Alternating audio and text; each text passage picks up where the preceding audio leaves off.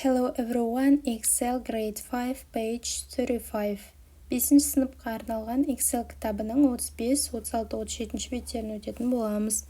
Exercise 3. Үшінші жаттығу. Use the picture and the text to present Flintstones and the Rubbles to the class.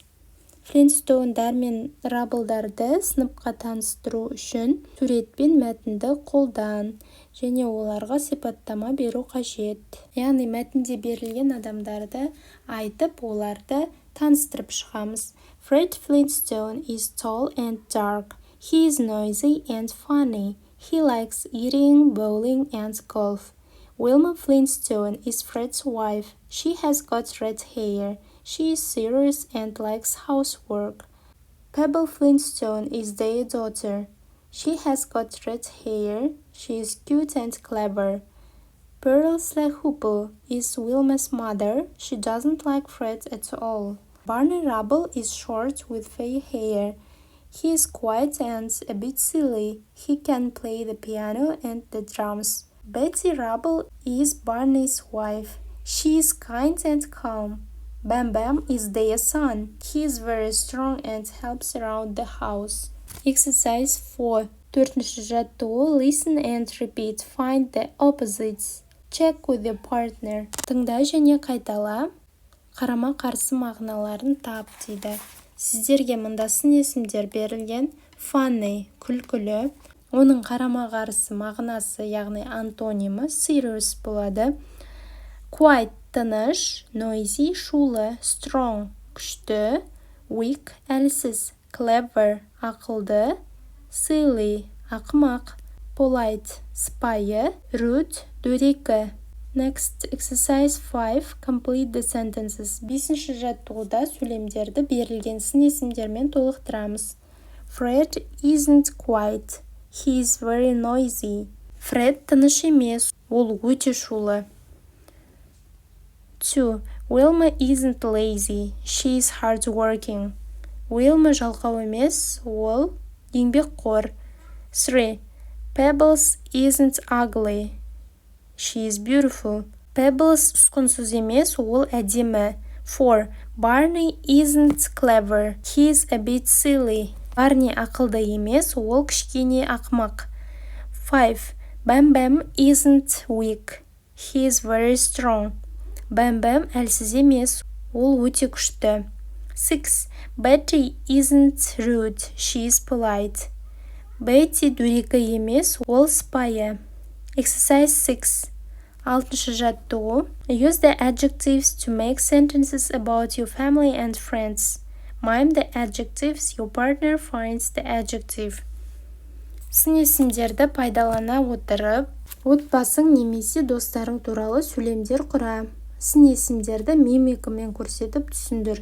Досың қандай сын есім екенін табуы керек. Мысалы берілген сіздерге My dad is very және funny, күлкілі деген сын есімді мимикамен көрсетіп тұр, яғни бет әлпетімен. Одан кейін досы оны funny деп табады. Сол сияқты қазір сөйлемдер құрастыратын боламыз. My little brother is Mime's angry. Angry деп келесі досыңыз табуы қажет. Менің інім ашулы. Досыңыз сіздің мимикаңыз арқылы ашулы деген сын есімді табуы қажет. Келесі My mom is Mime's happy. Happy. Менің анам дейсізде бақытты деген сын есімді көрсетесіз. Одан кейін досыңыз happy деп табуы қажет, яғни бақытты деп. My friend is Mime's strong. Менің досым күшті, мықты. Оны strong деп табуы қажет. My friend is Mime's serious. Менің досым салмақты. Serious деп досыңыз табуы қажет ол сын есімді. 7-ші жаттығу. Read the theory, find examples in the text. Теорияны оқып, мысалдарды мәтіннен тап. Мәтіннен сын есімдерді және very сөздермен қолданылған сөйлемдерді табамыз. Fred Flintstone is tall. He is noisy and funny. She is modern. She is very cute. Barney is short. He is quiet and silly. She is kind and calm. Fred is a bit lazy. Bam Bam is very, very strong. Exercise 8. 8-ші жаттығу write in the correct order. Сөйлемдерді дұрыс реттілікте жазу қажет. 1. Jane is very funny. Jane өте көңілді. He is a quiet boy. Ол тыныш бала. 3. They are noisy. Олар шулы. 4. Matt is a clever student. Matt ақылды оқушы. 5. Steve and Mary are very serious. Steve пен Mary өте салмақты. Exercise 9. 9-ші жаттығу. Listen to Peter talking about his family. Who is each person below? Питердің өз отбасы туралы айтып жатқан аудиосын тыңдап, астындағы есімдер кімдердің аттары екенін табу керек. John is Peter's dad. John деген Питердің әкесі. Mark is his brother. Марк оның ағасы. Келесі 9-ші жаттығудың астындағы тапсырманы орындаймыз. Listen again. What is each person like? Ол адамдар қандай екенін айту қажет немесе жазу керек. John is very funny. John өте көңілді. Laura is very quiet. Laura өте тыныш. Mark is tall and strong. Exercise 10. 10-ші жаттығу. Write the names of your family members on a piece of paper. Swap papers. Find out about your partner's family. Үйіңізде бірге тұратын адамдардың есімдерін жазасыз және оны досыңызға бересіз сол жазылған қағазда. Мысалы, ол сізден сұрайды. Who is Айдар? Айдар деген кім? He is my dad. Ол менің әкем деп айтасыз. Ол сізден сұрайды. What's he like? Ол қандай деп. Сіз жауап бересіз. He is very strong. Ол өте күшті. Мысалы, сіз өзіңіздің анаңыздың есімін жаздыңыз. Сіздің досыңыз сізден сұрайды. Who is Жанар? Сіз айтасыз. She is my mom. Досыңыз сізден сұрайды. What's she like? Ол қандай деп. Сіз жауап бересіз. She is very clever and kind. Ол өте ақылды және мейірімді. Мысалы, сіздің үйіңізде ініңіз бар, сіз оның есімін жазып қойдыңыз қағазға. Досыңыз сізден сұрайды. Who is Жанибек? Сіз айтасыз. He is my little brother. Ол менің інім.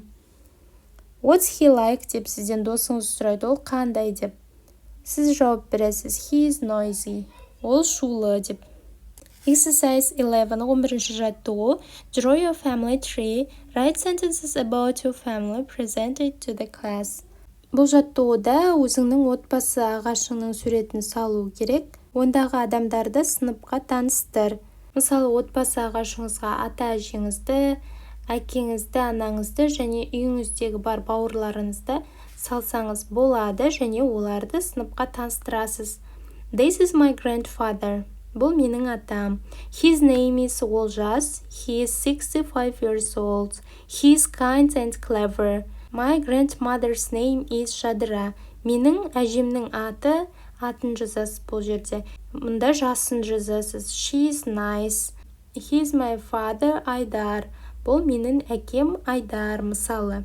He is 37 years old. He works in a factory. She is my mother. Her name is Aliya.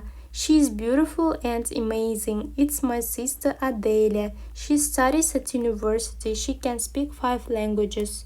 Next page, page 36. 36-шы бет. Exercise 1. Бірінші жаттығу. Read the table, say the examples in your language. Кестені оқы және мысалдарды қазақшаға аудар дейді. Бұл жерде сіздерде present simple ережесі берілген. Енді қараңыздар. He, she, it-та етістігіміз бізде like деген етістік, ұнату, не істеу деген сұраққа жауап береді.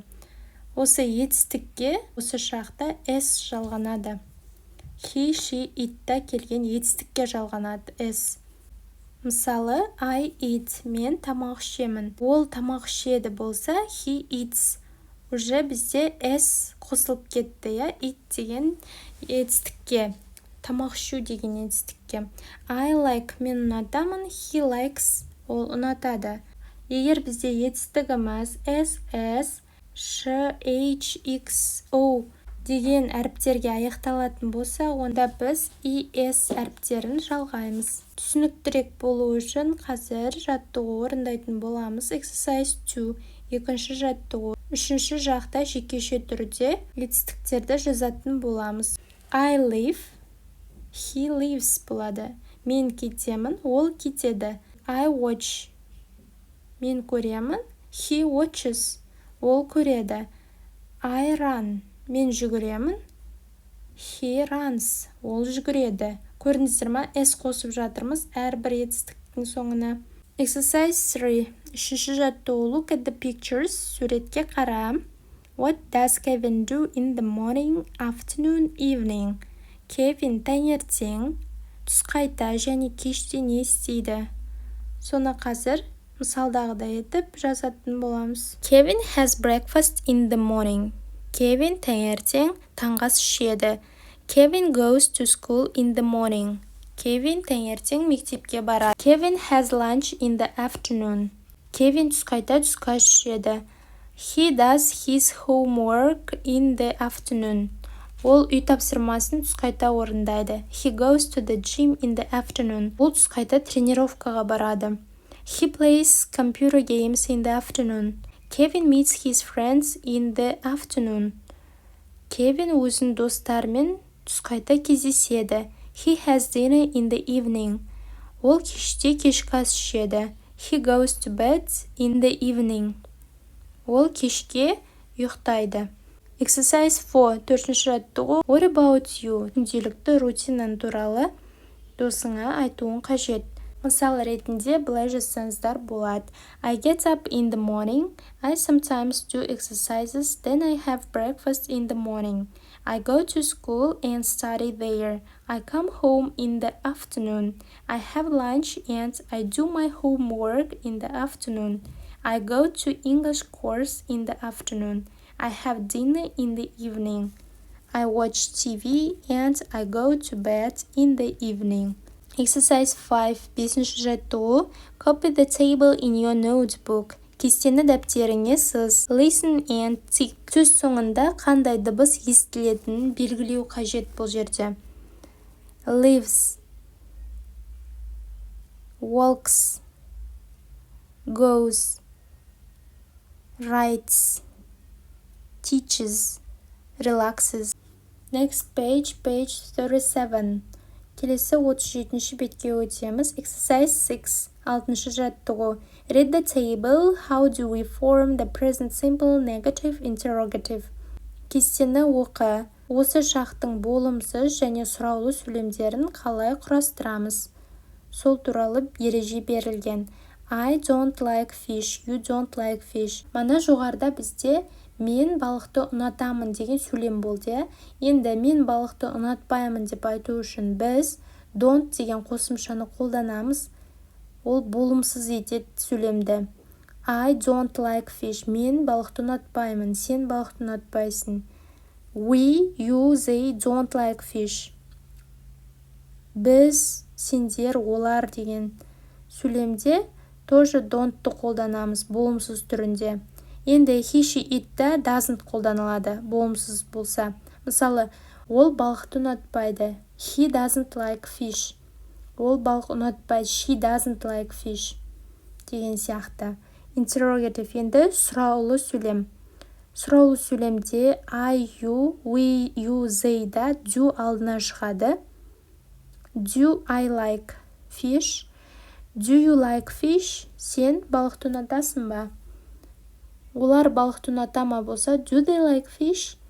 Енді he, she, it-та does алдына шығады. Does he like fish? Уже бұл жерде етістігіміздегі S does-ға кетіп қалды. Сондықтан да етістікке S қоспаймыз сұраулы сөйлемде. Does she like fish? Оған балық ұнай ма?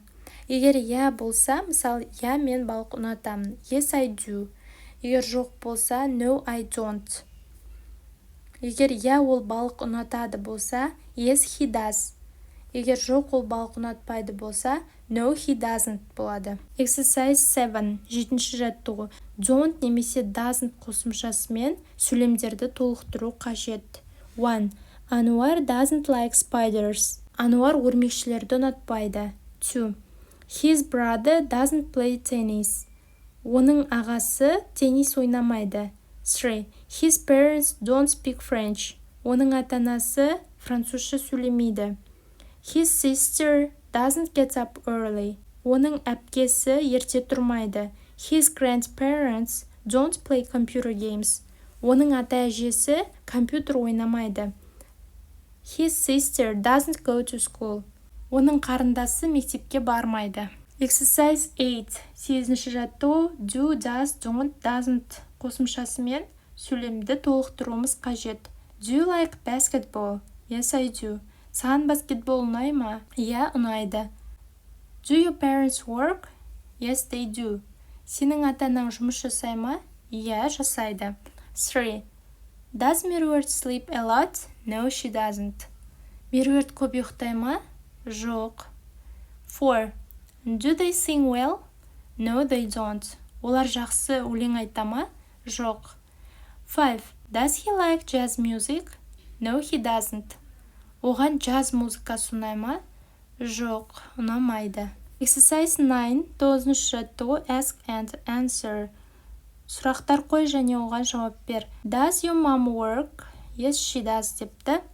Сенің анаң жұмыс жасай ма? Иә, жасайды. Мысалдағыдай етіп сөйлемдер құрастырамыз. Do you walk to school? Сен мектепке жаяу барасың ба? Егер жаяу барсаңыздар, yes, I do дейсіздер. Егер жоқ, жаяу бармайтын болсаңыздар, no, I don't дейсіздер. Does your dad like fish? Сенің әкең балық ұната ма? No, he doesn't. Егер ұнатпайтын болса, жоқ. Егер ұнатса, yes, he does деп жазасыздар.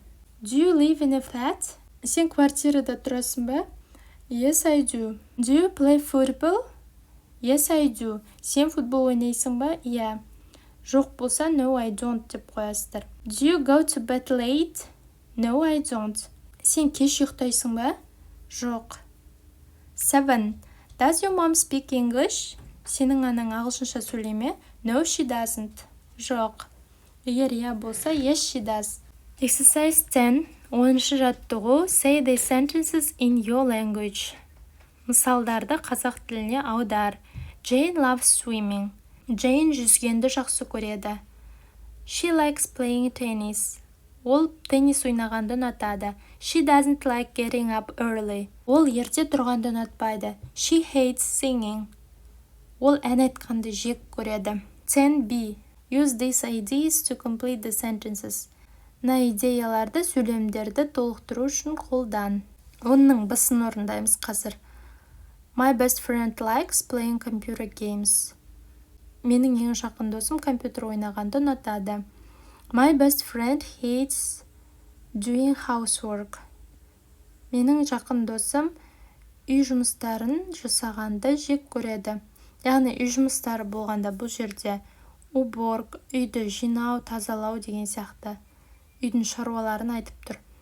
My uncle loves playing golf. Менің көкем гольф ойнағанды жақсы көреді. He doesn't like getting up early. Ол ерте тұрғанды ұнатпайды. 5. Our teacher likes making dinner. Біздің мұғаліміміз кешкі ас жасағанды ұнатады.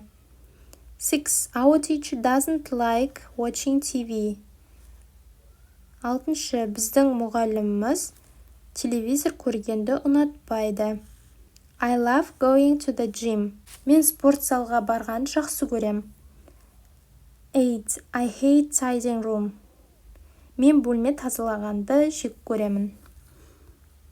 Exercise 11. 11-ші жаттығу. Write a short text about your typical weekday. Read it to the class. Who in your class has got a similar daily routine? Өзіңнің қалыпты апта ішіндегі күнің туралы қысқаша мәтін жаз. Яғни қалыпты апта деген бұл жерде сабақ болатын күндер, дүйсенбіден жұма аралығындағы күндер туралы жазу қажет. Сыныптастарыңа оқып бер. Сыныптастарыңның ішінде кімнің күн тәртібі сенікіне ұқсас. Мысал ретінде былай жазсаңыздар болады.